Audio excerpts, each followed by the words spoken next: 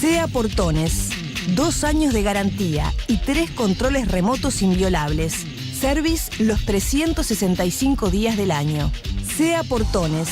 2-601-2611. seaportones.com. Se llama Corazón y Razón, la transición conceptual entre Mujica y Vázquez, el capítulo dedicado a Uruguay, escrito por nuestro invitado, que es el coautor a su vez del libro, junto al colombiano Omar Rincón, Medios de lucha, comunicación de gobierno en América Latina. Y para hablar del libro en general y del capítulo Uruguay en particular, es que hoy Matías, entre otras cosas, integrante del Departamento de Comunicación de la Universidad Católica en su condición de docente e investigador, asimismo coordinador de Comunicación Política y Medios de la Asociación Latinoamericana de Investigadores en Comunicación, y como también adelanté, candidato a doctor en Comunicación Política por la Universidad de Santiago de Compostela. Repito, Matías Ponce nos está ayudando a poner la mañana en camino. Buen día y bienvenido. Buen día, muchas gracias Alejandro por la invitación y saludos a toda la audiencia. Bueno, es fascinante el libro que junto a tu colega Rincón han hecho y que a su vez está enriquecido por el aporte de varios colegas. Exacto, de América Latina. De distintos países, ¿no? Prácticamente de toda América Latina. Esta es una reedición actualizada. Nosotros hicimos la primera versión en el año 2013, donde recorríamos esa etapa tan interesante de América Latina cuando llegaron los progresismos a gobernar, cuando era el estreno de Chávez y todos nos sorprendíamos, cuando teníamos la etapa de oro de Lula, cuando teníamos a Bachelet la primer mujer presidenta en Chile, y ahora bueno, teníamos una etapa distinta estos últimos 5 años. Con los progresismos en retirada, ¿no? Con los progresismos en retirada en alguna parte, en alguna parte de la región. En alguna medida es obviamente que la balanza ha cambiado. Ha cambiado. El signo, y parece que por ahí se mueve una potencial tendencia, ¿no? Bueno, veremos, porque en realidad cuando creo que el libro da cuenta, el anterior y de que no podemos meter en grandes bolsones a las estrategias de comunicación política, que es en definitiva lo que hace foco el libro. Porque muchas veces, Ale, cuando se habla de los progresismos, ¿tú de qué me estás hablando? En realidad, cuando yo quiero medir una estrategia de comunicación política, veo, bueno, cuáles son las ideas fuerza, cuáles son los mensajes que tiene un gobierno y cuáles son las acciones y los medios que tiene para llevarlos adelante. Y bueno, es bien distinto los mensajes, las acciones y los medios que tenía Chávez, por ejemplo, en Venezuela, que los que hoy tiene Maduro en Venezuela. Muy distintos. Y obviamente muy distintos, y también forma parte de la ola progresista, los que planteaba Bachelet, que los que tenía Lula da Silva en Brasil, o los que podría tener Mujica, que es el capítulo que se analiza en este libro. Entonces, esto de la retirada del progresismo, tal vez hay una forma de generar modelos de comunicación política que sí están retirada hoy en América Latina, pero no es del progresismo en su conjunto, digamos. Bien. En todo caso lo hacía asimilándolo a la idea que bueno, que la égida Chávez, eso. Basta con mirar la historia, que así como en algún momento, por decirlo así, utilizo este término frívolo, se pusieron de moda las opciones más liberales, más ortodoxas, neoliberales, por adjetivados así por algunos, y que fueron más o menos mayoritarias en el contexto regional. Sin duda. ¿No es cierto? Cada uno con sus matices, porque en Uruguay aún la opción más liberal parecían nenes de pecho comparados con otros. Lo interesante es que en Uruguay estamos corridos y la comunicación política no escapa a ello, a una matriz más estadocéntrica, donde en realidad todo parece que estuviese un poquito más corrido hacia el centro izquierda. Exacto. O sea, yo muchas veces converso con algún colega de Chile, y lo que para ellos es la derecha, en realidad, digo, para nosotros acá no existe. Lo que para nosotros porque no hay nada tan No, exactamente. Claro. O sea, lo que para nosotros es de derecha, para ellos es de centro izquierda. Claro. Incluso, o sea, algunos partidos que eventualmente, o coalición de ideas que hoy gobiernan en Chile, que supuestamente es el progresismo, hoy acá no están, por ejemplo, dentro del Frente Amplio. Son expresiones que podrían estar fuera del Frente Amplio, más hacia la derecha. Ahora, es interesante. Desde esa perspectiva me parece interesante algunas cosas que vos, justamente, que es el objeto de tu estudio personal y del estudio del libro en general, tiene que ver con la comunicación de gobierno en América Latina. Dijiste al pasar 2 asuntos sobre los cuales me parece interesante hacer hincapié: ideas y acciones. Convengamos que las ideas están en un plano y las acciones no necesariamente están en el mismo plano. No. Por sus frutos los conoceréis, dice el Evangelio, ¿no? Es decir, primero, porque hay veces que se dicen cosas y hay veces que objetivamente no se pueden hacer esas cosas que se dicen. Sí, vaya tema de la comunicación política, ¿no? Exacto, pero en todo caso, una cosa es la idea, otra cosa es la acción y otra cosa es la comunicación, el relato que se produce sobre este bueno, asunto, ¿no? Esto, Alejandro, ahí es algo que analizamos en el libro, pero en realidad creo que el libro inspira, en mi caso y en el caso de Omar y de todos los autores de cada uno de los capítulos, el hecho de que nosotros también hemos trabajado mucho como consultores, además de investigar académicamente a la comunicación política, tenemos amplia experiencia en el trabajo de la comunicación como tal. Y ahí, si hay algo que yo siempre le digo a las personas con las cuales trabajo, es la importancia de la coherencia, ¿no? O sea, la comunicación, ahí sí te digo que estoy en desacuerdo a lo que tú planteabas. El relato y la construcción de un relato, lo que tiene que buscar hoy en día es ser coherente, en el sentido de que tú, desde que tengas una orientación programática, tenés determinadas ideas, etcétera, etcétera, eso necesariamente tiene que extrapolarse a las acciones y a los medios que tú vas a llevar adelante. Y hablamos de una estrategia de comunicación exitosa cuando hay una coherencia entre la identidad programática de un candidato, de un partido político, de un gobierno, las acciones y los medios de comunicación y las acciones, los hitos de gobierno, las banderas que va a llevar adelante. Y luego, claro, no todo es tan fácil, porque quien va a contar el éxito o el fracaso de un gobierno, además de ser sus propios voceros, son los medios de comunicación. Claro. Y la ciudadanía ahora con una participación activa en redes sociales. Entonces, eso es lo interesante y la atención de la comunicación política. Tú podés hacer todos los esfuerzos para comunicar bien y bien, y bueno, y de repente tal vez los medios de comunicación toman otro tema, o tal vez el de la oposición lo hace mejor que tú y logra configurar la agenda de otra manera, o la ciudadanía tiene otros intereses, que es lo peor que podría pasar, que la ciudadanía tenga otros intereses y el gobierno no corresponda a los intereses que está planteando las demandas de la ciudadanía. Lo peor que le podría pasar a la democracia. Pero a propósito de la construcción del relato, pero recién dijiste que yo dije, en realidad lo decía como fórmula, como método de pregunta, de análisis, y no como aseveración, que pudo haber sido, pero no fue simplemente esa precisión. En todo caso, igual, ahí vos, como especialista en la materia, me tenés que desasnar, nos tenés que desasnar. Una cosa son... ¿Recuerdas ese momento? Ahora felizmente un poco se ha bajado la insistencia en el término. Aquel tema de la seguridad y aquel tema de la sensación térmica, sí. ¿no? Muy interesante. Que en realidad fue algo que para mi gusto se le cobró excesivamente al gobierno, porque tampoco el gobierno, no hay datos documentales que así lo exhiban, sugería constantemente que la sensación térmica era una vez creo que fue la ministra Tourné, lo manejó y quedó como la P de Polifón, grabada a fuego, como que esa fuera la actitud del gobierno. Está bien, da igual, pero en todo caso hay una cosa que el hoy senador suplente, el sociólogo Paternain, nuestro amigo Rafael Paternain. Yo lo conozco hace muchos años y además tengo un gran aprecio en su condición de sociólogo académico. Él dice una cosa que a mí me parece tan fascinadora y reveladora y obvia a la vez, típica de las grandes verdades, ¿no? Sí. ¿No?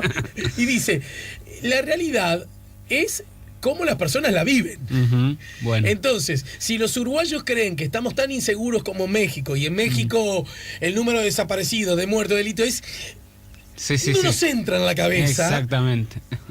Uno no puede estar convenciendo a los uruguayos de que de que cambie la percepción, porque la percibes así, mejor. ¿no es cierto? Ahí está. Entonces, a eso quería llegar. Una cosa son los hechos y otra cosa es el relato y cómo la ciudadanía vive los hechos y el relato. ¿Cómo se teje? ¿Cómo ahí se está lo interesante, Alejandro. El otro día lo discutía, para que veas que es un tema que no nos termina de quedar claro a todos. El otro día, mano a mano, el lunes, en una clase de maestría allá en la Universidad Católica, pregunté, bueno, ¿y cuál es la realidad, en definitiva? ¿Es la que nos está contando Alejandro todas las mañanas en la radio? ¿Es la que hace el resumen de la prensa? ¿Es lo que plantea Búsqueda hoy? ¿La realidad de la agenda política? ¿Cuál es la realidad?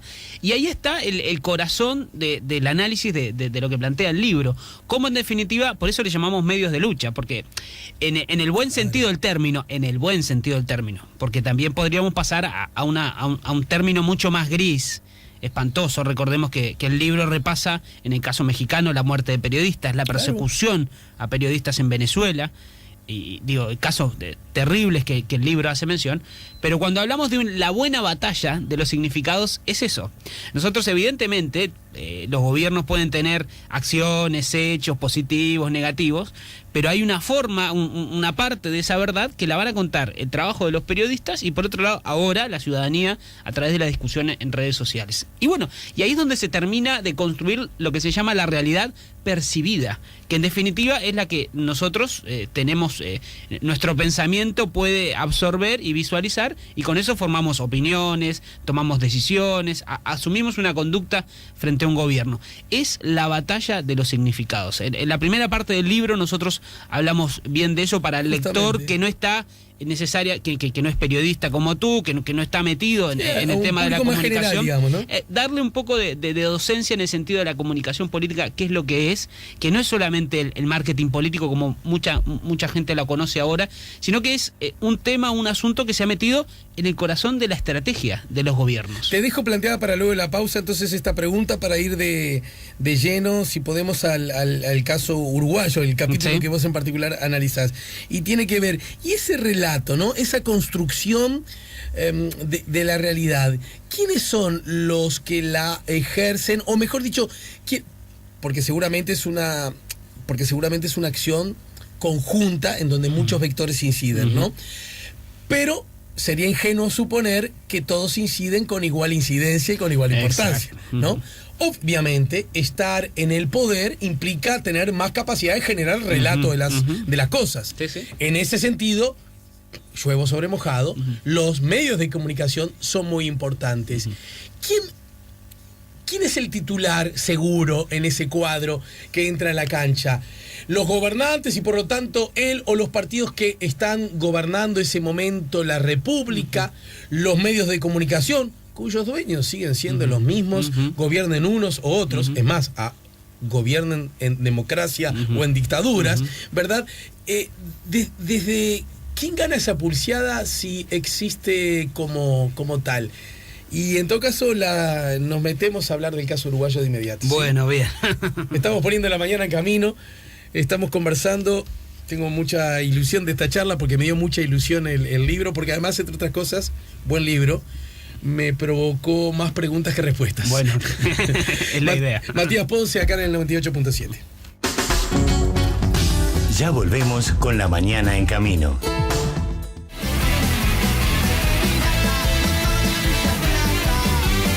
Estamos poniendo La Mañana en Camino, medios de lucha, comunicación de gobierno en América Latina. Así se llama este libro, cuyos coautores, compiladores de algún modo también, ¿no? Sí, nosotros formamos, Alejandro, está bueno explicarlo porque de repente el mundo académico es tan micro burbuja que no, el resto tal vez no nos comprende. Nosotros tenemos una red de estudios de comunicación de gobierno, nos juntamos todos los años en distintas asociaciones, congresos, esos viajes académicos que uno va, y ahí es donde nosotros vamos intercambiando y las autoras de Argentina me dicen, no, mirá lo que está pasando acá, y así nos ponemos de acuerdo y salen estas obras, ¿no? O sea, todos estamos en todos los capítulos, básicamente. Entendido. Pero también, como dijera mi tío abuelo, va de suyo, de que en algunos en particular lo que uno es o vive. El uruguayo a mí me encanta, el caso argentino que siempre me ha seducido mucho, Chile porque viví mucho tiempo en Chile. O sea, hay algunos países que realmente son muy interesantes y el nuestro, sin duda, Uruguay había que hacer un libro. Igual estaba la pregunta previa acerca de esa histórica pulseada entre quién maneja las cosas, el relato que se hace sobre mi vida, mi realidad, mi país, lo que me rodea, ¿no? Es muy interesante, Ale, y has planteado la pregunta central de 60 años de evolución de la comunicación política como subdisciplina. ¿Vos estás chapado? Doña Don, sepa que cuando te dicen eso es que no va a haber respuesta. Si hace 60 años estamos justo hoy no la van a encontrar. No, ponele, a ver, graben eto porque entre los dos sale. Metemos un paper, Camino Ponce. Tenemos una Camino a la respuesta. Bien. Yo vivo en la avenida Ponce, así que justo, ya está. Es un camino que transita habitualmente. Ahí va. Yo creo realmente, Alejandro, de que nuestro objeto de estudio es visualizar precisamente la disputa. Es como que sos el árbitro académico en este caso, o si no, un televidente del juego, y en el juego hay tres actores, para hacértela bien sencilla. Son los actores políticos, en el más amplio sentido del término. Cuando digo actor político es el gobierno, las cámaras empresariales, los trabajadores nucleados en una central, las organizaciones de la sociedad civil que tienen cierto poder, los organismos internacionales. En Europa, por ejemplo, los actores terroristas también son un actor político. En otro están los medios de comunicación y en otro está la opinión pública. Y entre los tres forman una tríada que va configurando cada uno en un juego de intereses permanente, una especie de House of Cards llevado a la vida cotidiana de los gobiernos, cuál es la realidad en la que vivimos. Y eso es la realidad percibida. Es obvio que, por ejemplo, muchas veces se lo hemos escuchado al presidente, al presidente Vázquez. No, la realidad es la que vive la gente. Eso es lógico. Es obvio que la realidad es la que vive cada uno de nosotros. Pero la realidad colectiva, la realidad de cómo vienen los temas de la agenda pública, tienen un intermediario, y ese intermediario son los medios de comunicación. Y ahí tú planteabas un tema que es central. Por eso no está tan separado los estudios de la comunicación política, esto de visualizar las estrategias, etcétera, con los estudios de políticas de comunicación, que son los que visualizan, bueno, cómo se regulan a los medios de comunicación, cómo se cumplen con las normas de transparencia, cómo se cuida el trabajo y la independencia de los periodistas. Obviamente este libro se llama Medios de Lucha, porque en algunos países la estrategia de comunicación de gobierno no da abasto para llevar adelante el hecho de que la opinión pública esté a favor del gobierno, y se utilizan otros medios de lucha que escapan a las buenas prácticas de comunicación política y pasan a la esfera de las políticas de comunicación. Y ahí tenemos intervención de medios, tenemos persecución a periodistas en algunos casos, o en el buen caso al revés. Por ejemplo, el caso uruguayo es un buen caso de análisis. Acá lo que se hizo fue un proyecto de ley discutido ampliamente, sí, pero todas las voces estuvieron en el Parlamento, y bueno, tenemos una nueva ley de servicio de comunicación audiovisual próxima a implementarse, desde donde nosotros tenemos cuidado a que los intereses corporativos que están detrás de los medios de comunicación no puedan cooptar todo el espectro. Segundo, que tengan que pagar por eso. Tercero, que haya normas de transparencia. Luego, que haya un lugar para el sector comercial, otro para el sector comunitario, otro para el sector público. Es decir, que en esta puja por definir, que a ver quién tiene la voz más alta y llega más, haya reglas de juego democráticas.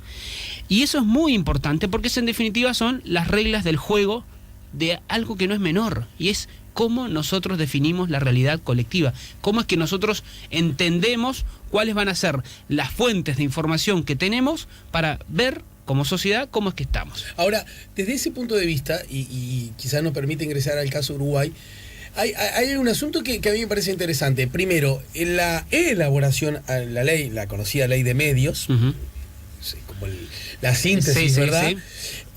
Es una ley aprobada, y es una ley aprobada fruto de una discusión muy amplia, tal como decías, muy amplia.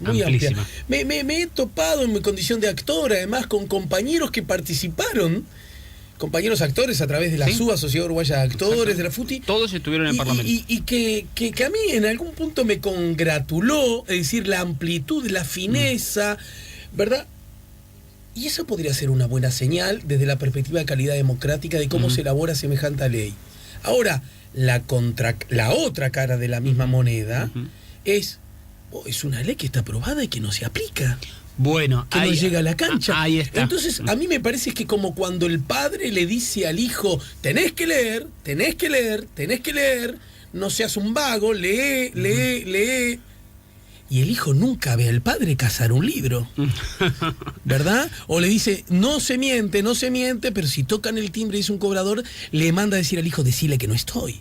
Es decir, no hay una contradicción, no hay una señal fuertemente contradictoria, o forma parte del natural devenir democrático de las cosas. Yo lo que celebro claramente, y lo he dicho en varios congresos, y es una carta de presentación a doña María. De repente, el hecho de que le hablen una ley de medios, uno lo puede asociar a, van a intervenir a los medios de comunicación, el contenido de la libertad de los periodistas, y en realidad la ley de servicio de comunicación audiovisual lo que hace es garantizar derechos. Sí. Garantizar derechos y determinados derechos para la ciudadanía y obligaciones para los medios de comunicación. Matías, qué bueno que decís lo que decís, porque es verdad que doña María no lo tiene como el tema central de su vida, No, pero también pero es cierto que importante. cuando muchas veces se le presentó la ley, se la presentó desde esa perspectiva. Por eso, ahí está, a eso vamos. Y en Argentina pasó lo mismo, y también en algunos aspectos en la discusión en Ecuador y en Venezuela, etcétera.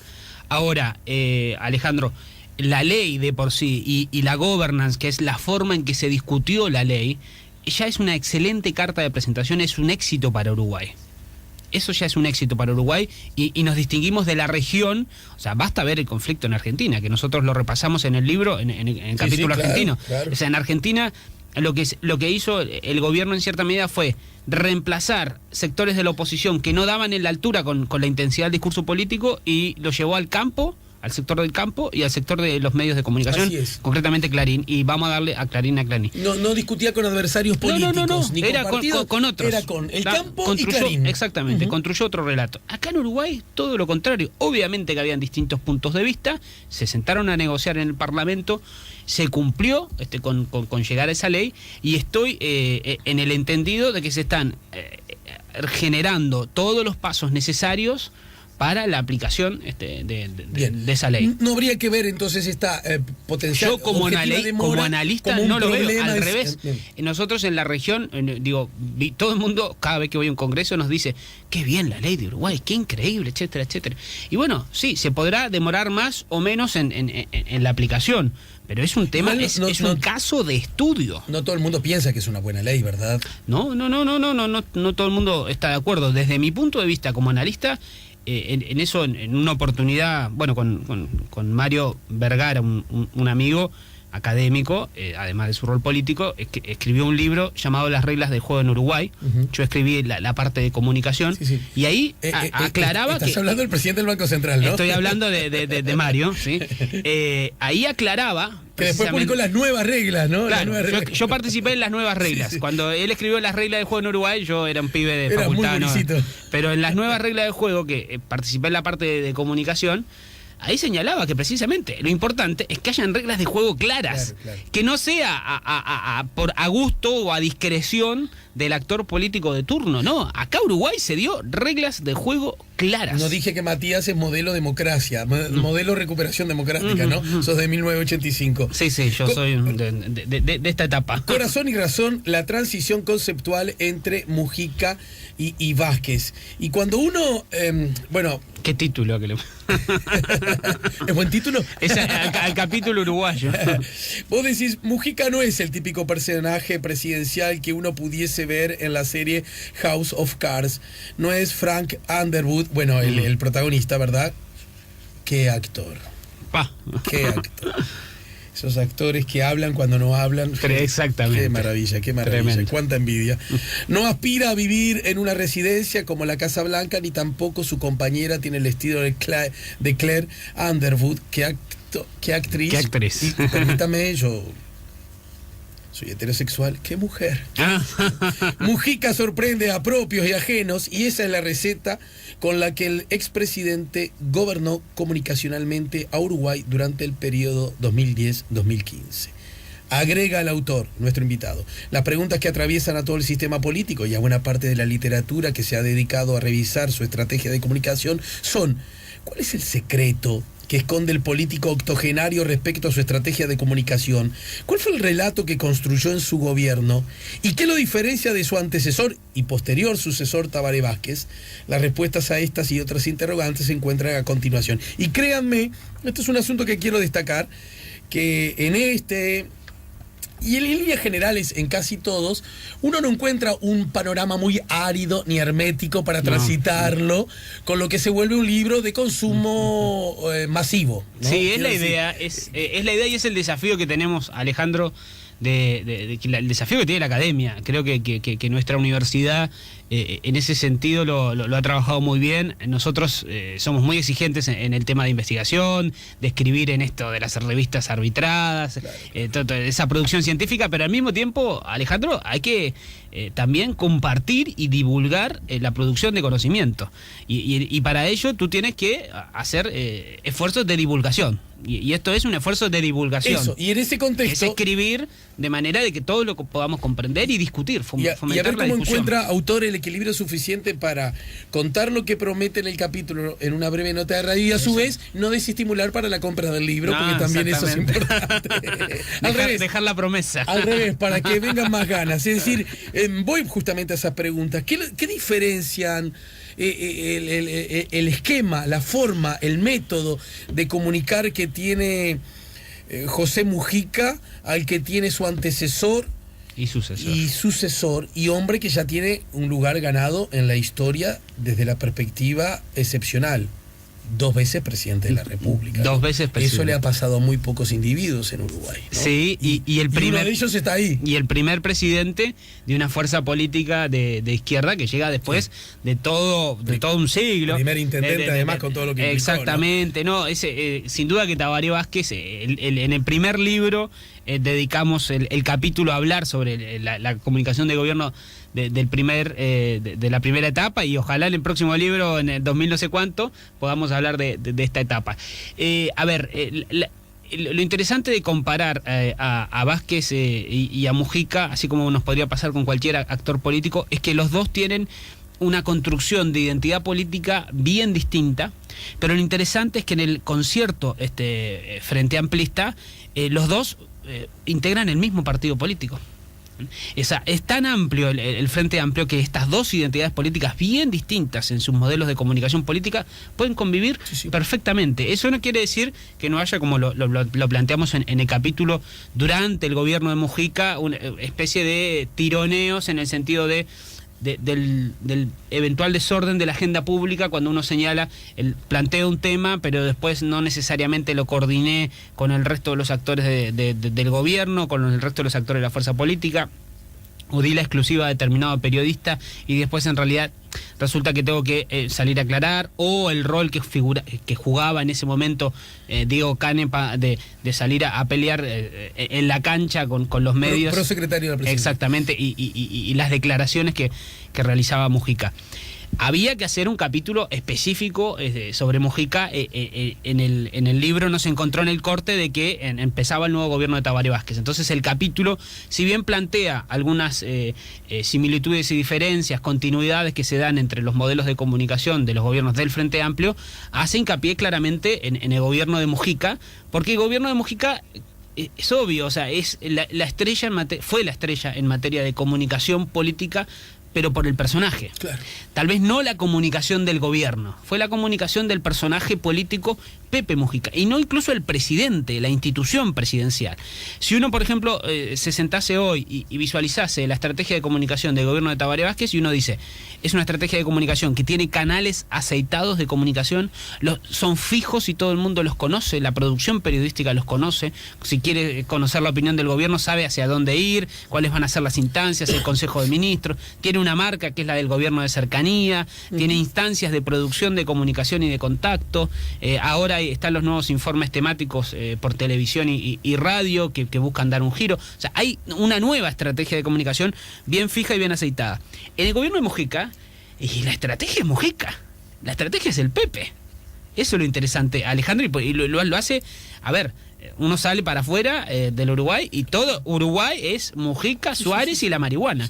Digo, esa es muchas asociación que hacen con nuestra marca país. Ojalá y más adelante sean otros temas. Hace poco salió un buen artículo en un medio español que decía Uruguay, el discreto milagro, y que hablaba más sobre nuestro crecimiento económico y un montón de buenas noticias por los cuales somos un oasis dentro de la región. Pero por ahora tenemos una fuerte identificación con Mujica y con Suárez.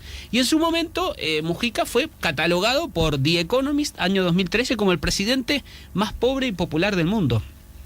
Y bueno, el mundo centró sus ojos en nuestro país por claro. este presidente que había estado preso 13 años, que había combatido en la guerrilla urbana, que luego se convirtió, que fue diputado, que tenía la moto, que tenía el Fusca, que tenía la perra de 3 patas, que vivía como la mayoría de la población en el mundo, según su discurso, y que adoptó, ahí yo lo cito dentro del capítulo, un modelo de comunicación que niega, le pega una cachetada a los modelos preestablecidos respecto a lo que se espera de un presidente. ¿Bien? Es el reconocer de que la ciudadanía ya no se traga el marketing político, porque en realidad, con todo el acceso a información que tenemos hoy en día, es muy difícil plantear una campaña donde uno construye un personaje y la gente se crea las características de ese personaje. Mujica habló desde algo que es muy importante, según Lipovetsky, destacado filósofo contemporáneo, que es desde la espontaneidad. Uh-huh. Desde que no nos parece mentira, Alejandro. Y eso para la ciudadanía es muy importante. Y ¿cuál es el principal atributo de Mujica en todas las encuestas? Que es espontáneo, su sinceridad. Con eso es que, y el framing, que es el estudio del contenido de los medios, cuando uno lo aplica a Mujica, y lo vemos acá en el capítulo, el principal atributo, según se habla de Mujica en los medios internacionales, es sobre su espontaneidad, la construcción del sentido común. ¿Qué hace Mujica? Algo que de repente, y eso lo he discutido, está en imprenta ahora, un libro, y espero volver en este semestre, que no puedo decir el nombre porque si no me lo van a quemar, pero es exclusivo sobre Pepe Mujica. Bien, va a salir ahora en el segundo semestre. Ya está en ¿Por imprenta. la misma editorial? Es en otra editorial, así que no nos metamos en eso, en esos temas de los negocios de los editoriales. Bien. Pero bueno, es... pero es una editorial internacional. Exactamente. ¿Así? O sea que es una editorial que va a estar en este planeta. De hecho, es una editorial que sí, es una editorial grande. No me voy a meter en estos temas porque ahora estamos muy contentos con esta editorial claro. Y difundiendo este libro. Que a propósito, no lo dije, esta es una producción de Ediciones B. Para ahora, el grupo Penguin Random House, Mondadori. Friedrich Ebert Stiftung, es la cooperación alemana a la cual pertenece el coautor Omar Rincón. Claro, y la propia Universidad Y nuestra Católica. Universidad, la Universidad Católica, que ya está en la segunda publicación. El próximo libro sí tiene el sello, va a tener el sello Universidad Católica. En este sentido, a lo que iba. Y Mujica grita, Alejandro, digo, su presencia, la construcción del relato desde el sentido común y la capacidad de convertirse en viral que tuvo, ¿no?, sus discursos en Naciones Unidas, la chacra y la exposición de la chacra ante los medios internacionales. Y eso ya esto era para hacer todo un libro, que de hecho lo hice, va a salir más adelante. Pero en este capítulo nos centramos en eso y tratamos de bajar a tierra de una manera ordenada a ver cuáles fueron las ideas fuerza de ese relato. Y teniendo en cuenta eso que es elocuente, ferozmente elocuente y de magnitud mundial, ¿qué debería hacer alguien que esté interesado en ocupar ese lugar? Estoy hablando, y para hacerlo grosero, presidente de la República. Presidente. Es decir, porque ahí me parece que suena, amanece ¿Un Manuel Mujica, decís? Es decir, porque el riesgo es ese. Entonces todo va a mandar con las uñas no sé cuánto y la perra no sé qué. Y quedas como un gil copiando algo. Sí, que en realidad es mucho más profundo, ¿no? Haciendo justicia es absolutamente profundo, porque sobre todo Mujica lo que plantea es el contenido. Eso es lo rico de su mensaje. O la otra es alejarse de eso para generar, justamente lo decíamos hace un rato, identidad por alteridad. Vean cómo me diferencio de esto. Exactamente, yo no soy Mujica. Yo recuerdo, lo digo a modo, recuerdo que acá una alta fuente del MPP me dijo off the record a propósito de quién debería ser el próximo candidato a la presidencia por el Frente Amplio, cuando Mujica era presidente, recién se había instalado y todavía no se sabía si Vázquez iba a continuar o no en política. Se dijo, me acuerdo que la idea era, después del Pepe ya no se va a poder hacer política, ni podemos tener candidatos al estilo Vázquez. Bueno, No es eso lo que así. ocurrió, ¿verdad? Pero en todo caso, la idea de que vino para generar una bisagra. Yo creo que en ese sentido Mujica más bien, Alejandro es hijo de su tiempo. Es el hijo de las redes sociales, o sea, si bien no es hijo de su tiempo ahora, con los 80 años que tiene, pero en ese sentido llegó a la presidencia y llegó a alcanzar la mayoría, y llegó a alcanzar la relevancia internacional, producto de que existen las redes sociales, de que estamos en un mundo del hiperconsumismo, que él mismo apunta a criticar, que estamos instalados en una sociedad que busca necesariamente íconos que le den cuenta de un relato espontáneo, de un relato cercano, y no de esa figura presidencial de los 90 o de los 80 del presidente norteamericano en la Casa Blanca, esa figura de Frank Underwood que Claro. tan bien personifica en House of Cards. Mujica es el antirrelato de eso, es una cachetada rebelde a todos los esquemas establecidos respecto a lo que se espera del modelo de comunicación de un presidente. Pero es eso, no quiere decir que realmente, lo digo, no vino a cambiar los modelos de comunicación política. Bueno, es un caso de referencia. De hecho, Vázquez, que le sucede, no tiene su estrategia, tiene su impronta. Exacto. Y si tú me dices, bueno, mañana fulanito, fulanita va a ser candidato o la candidata a presidente o a presidenta. Y bueno, tendrá su esquema, tendrá su matriz de identidad política y tendrá que visualizar que lo que transmite, las ideas fuerza que lleva adelante y los medios y las acciones que implemente se acerquen, tengan la suficiente cobertura para acercarse a la mayoría de la población. Que seduzca, que encante. Estamos casi en el final por hoy. Por hoy. Podemos seguir revisando todo el libro. Sí, ya lo el libro creo, tiene tantos Pero países. no quiero, siento que haría muy mal mi trabajo. No, aprovechando que la gente lo lea. Que el libro, claro. No, pero ya que el libro habla bueno, tengo mucha necesidad de hablar de Argentina, de Chile. Ya lo haremos, ¿eh? Pero en todo caso me parece que sería muy equivocado si no conociera tu referencia acerca, amparado en lo que está y el objeto de estudio de tu libro, de lo que está ocurriendo en Venezuela, que se ha transformado en un protagonista nacional a propósito de una realidad internacional, ¿no? Pero de Venezuela estamos hablando todos los días, porque salpica hacia adentro mucho. Por supuesto. Y además, en particular, el partido de gobierno, ¿no? Sí, Alejandro, hay que ser muy sensible, tanto para los analistas como para los que trabajan en política, de los clivajes que se te meten adentro de las discusiones públicas. El capítulo, ya les adelanto, se llama Nicolás Maduro o el autoritarismo comunicacional. Exactamente. Está escrito por un colega, Andrés Cañizales.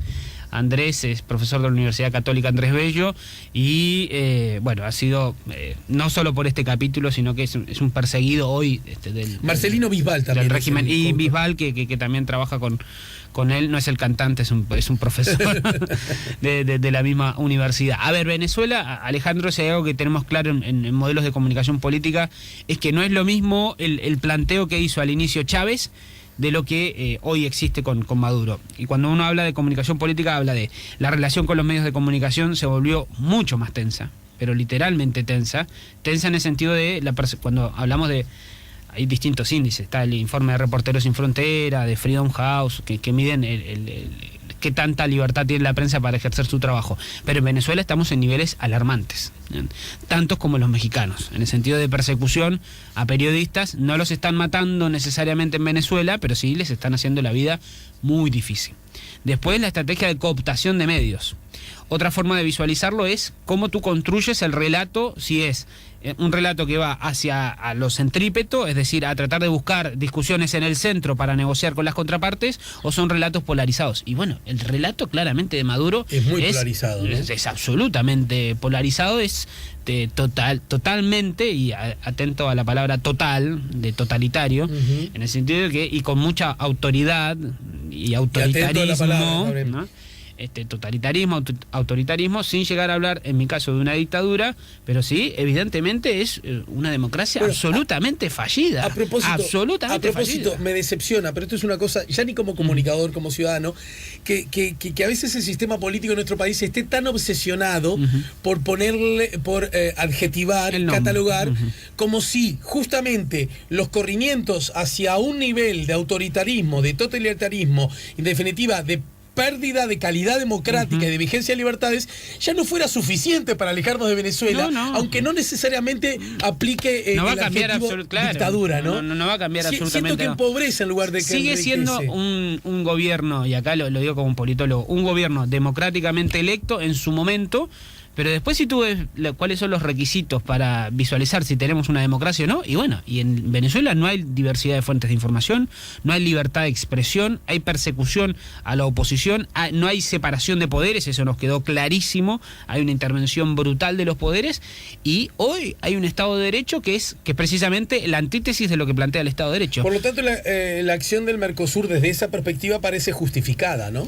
Y bueno, hay que visualizar para qué está el Mercosur. Yo, como ciudadano, ya no hablo ni como académico ni como nada, como ciudadano estoy de acuerdo entiendo el tema de la injerencia extranjera. O sea, hay que, si me preguntás a mí como ciudadano en Venezuela, lamentablemente los compatriotas venezolanos están muy mal. O sea, está muy mal el oficialismo, eso no me cabe duda, pero también la oposición y la estrategia que ha seguido la oposición es lamentable. O sea, yo realmente veo un camino muy difícil a transitar por Venezuela, ¿no? Exactamente, porque quienes están en la oposición de Venezuela fueron quienes gobernaron durante muchos años Venezuela, y digo, basta ver un poquito de historia. Yo ni siquiera vivía, pero en los 80 y en los 90, o sea, Venezuela estaba muy mal. Está muy bien, profe, pero de todas maneras, y apoyándome en algo de lo que tú dijiste antes, si bien la construcción de la realidad y por ende el relato es una construcción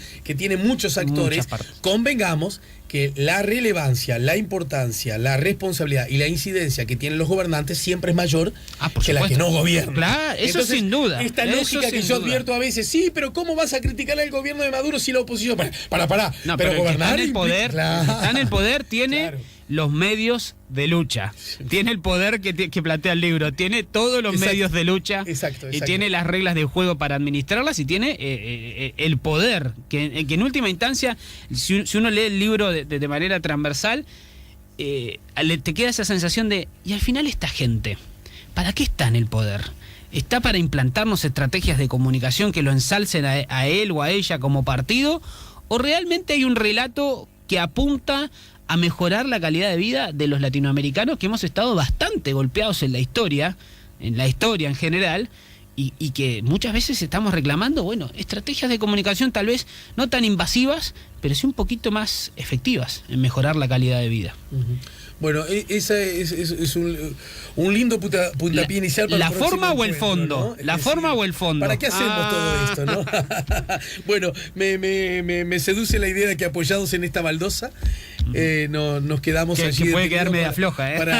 Bueno, y si es un poco floja, será materia para que entre todos la pongamos un poco, exactamente. ¿no? ¿Quién dijo que tenemos que caminar siempre por veredas bien hechas, verdad? No. Se trata justamente de ir armando las conforme... Si sabremos en América Latina de eso. Claro. Los desafíos son muy grandes y nos toca a nosotros resolverlos. Por suerte, y no a otros, ni a elegidos ni a privilegiados, ¿no? Bueno, Matías, muchas gracias, sos un crack. Muchas gracias por la visita. Saludos a Omar. Sí, obvio. Él está allá en su país, ¿no? Está en Colombia, pero Omar viaja mucho, no es gurú, porque no me gusta esa palabra, pero bueno, después lo pueden googlear. Se pueden divertir mucho, es muy conocido en América Latina. Muy referente, ¿no? Exactamente. Matías Ponce, Omar Rincón son los coautores de Medios de Lucha, Comunicación de Gobierno en América Latina, de Ediciones B, acaba de ser publicado. Muchas gracias a la editorial que nos mandó el libro y que nos permitió hacer esta entrevista, que repito, en todo caso será la primera, lo siento por vos. Bueno, a las órdenes. De otras. Muchas gracias, Matías, de verdad. SEA Portones, 2 años de garantía y 3 controles remotos inviolables. Service los 365 días del año. SEA Portones, 2-601-2611. seaportones.com